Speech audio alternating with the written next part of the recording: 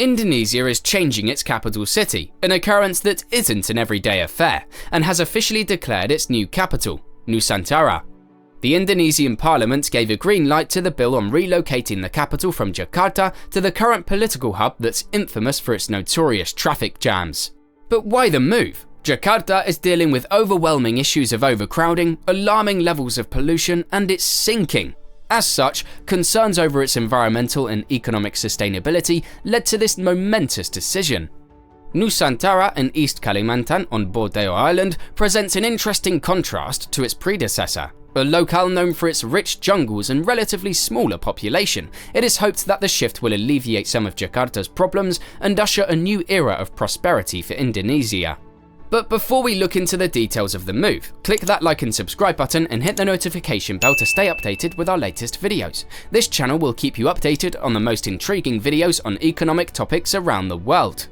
Jakarta, Indonesia's current capital, is facing critical issues that have made the shift necessary. Home to over 10 million people in proper Jakarta and over 30 million in the entire metropolitan area, the city is dealing with overcrowding and crippling pollution. The situation is exacerbated by the fact that the city is rapidly sinking, with about 40% of it lying below sea level. One of the major causes of Jakarta's sinking rate is the over-extraction of groundwater, a practice carried out to meet the city's vast water needs. This alarming rate of subsidence, combined with the threat of catastrophic flooding, presents a daunting challenge to Jakarta's long-term sustainability. Adding to these challenges are Jakarta's notorious traffic problems. The overcrowding and consequent traffic congestion have been impacting government operations, with ministers often requiring police escorts to arrive at meetings on time. The proposed move to Nusantara, located on the island of Borneo, is aimed at alleviating some of these pressures on Jakarta. The shift is expected to improve living conditions, spur economic growth, and enable a more sustainable approach to urban development.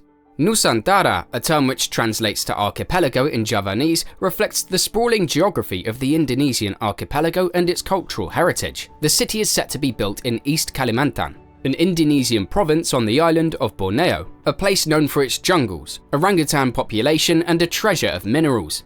East Kalimantan is home to about 3.7 million people, a stark contrast to the overcrowded megacity of Jakarta. The new capital city of Nusantara comes with a green and smart vision. Indonesia's President Joko Widodo has a big ambition that Nusantara will be a beacon of a new work ethic, new mindset, and new green economy. The new capital is planned to be powered by renewable energy and emerge as a high-tech metropolis. The futuristic city will also provide opportunities for residents to purchase real estate with cryptocurrency. Nusantara will be spread across nearly 260,000 hectares, almost all of it converted from forest area. This shift presents a massive undertaking and one of the biggest infrastructure projects ever undertaken by the Indonesian government. The area selected for Nusantara is almost all to be converted from forest area, indicating the scale of the task at hand. The Indonesian government has estimated the cost of moving the capital to be around $48 billion. This makes it as one of the largest infrastructure projects ever undertaken by the Indonesian government, dwarfing even the extravagant expenses of previous capital relocations in countries like Brazil and Nigeria. The massive project comes with an interesting financial plan. The Indonesian government plans to finance only 20% of the cost, and they're reaching out to the private sector to cover the remaining 80%. To attract investors, President Joko Widodo has been proactively presenting his vision to potential global investors, painting Nusantara as a golden opportunity. Indonesia has reportedly approached several countries about the project, including Saudi Arabia, the United Arab Emirates, Japan, South Korea, Iran, Canada, Germany, and Singapore. To further incentivize investment, the Indonesian government has unveiled several incentives. For instance, corporate tax will be scrapped for companies in certain sectors that invest at least 10 billion rupiah, equivalent to about $1 million for about 10 to 30 years. Tax cuts will also be given to foreign companies moving their headquarters to Nusantara and to financial firms setting up in a specialized zone. Even research and development costs will be tax deductible, and important taxes on capital goods will be removed. The government also intends to provide land rights for up to 95 years, extendable by the same period, which is significantly longer than elsewhere in Indonesia. Income and tax exemption is also on the table for people who live and work in the new city.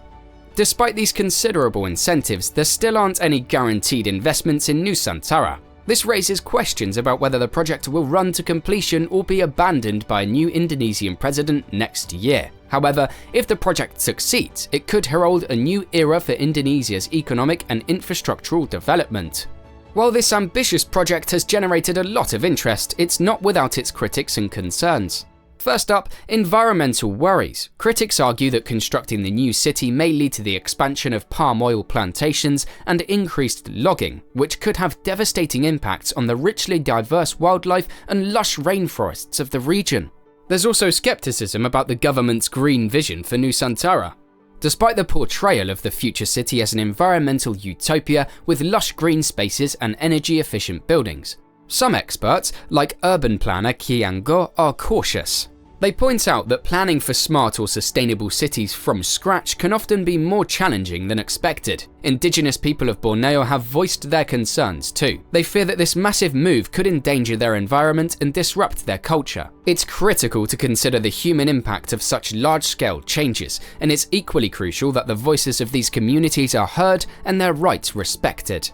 The third major concern is the risk of building a city in the middle of nowhere. As exciting as it may sound to design and construct a brand new city from the ground up, there are numerous logistical, financial, and environmental challenges to be faced. President Joko Widodo has been struggling to secure funds for this bold plan, and many investors are worried about the project stalling after his final term as president ends in 2024. In addition to these concerns, some critics question the choice of the name, Nusantara, for the new capital. In the Indonesian language, Nusantara reflects to the entire Indonesian archipelago, which has caused confusion and sparked debates on social media. Now, assuming the move does go through, what does all of this mean for Jakarta? Let's begin with the urban and economic implications. Despite the capital's relocation, Jakarta will remain a significant urban and economic centre. The city's vibrant economy and business environment will continue to be a crucial driver for Indonesia's national growth. Remember, Jakarta has long been a hub for commerce and industry, and this move doesn't necessarily signify a total shift of economic power to the new capital. Now, what about the quality of life in Jakarta? The capital's move is expected to alleviate some of the issues plaguing Jakarta, like congestion and pollution. With fewer cars on the road, we could see a substantial decrease in traffic jams and air pollution levels. This change, coupled with urban renewal projects, might lead to a more sustainable, livable city for Jakarta's residents. However, the land subsidence issue in Jakarta is still a significant challenge, and we must also address Jakarta's long-standing issue of land subsidence or sinking.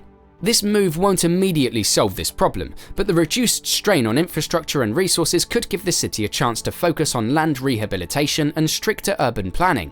The journey towards Indonesia's new capital is indeed a double-edged sword, balancing development with sustainability. While Jakarta continues to play a significant role in the country's economy, the move to Nusantara paves the way for more equitable development and a shift towards a greener, sustainable future.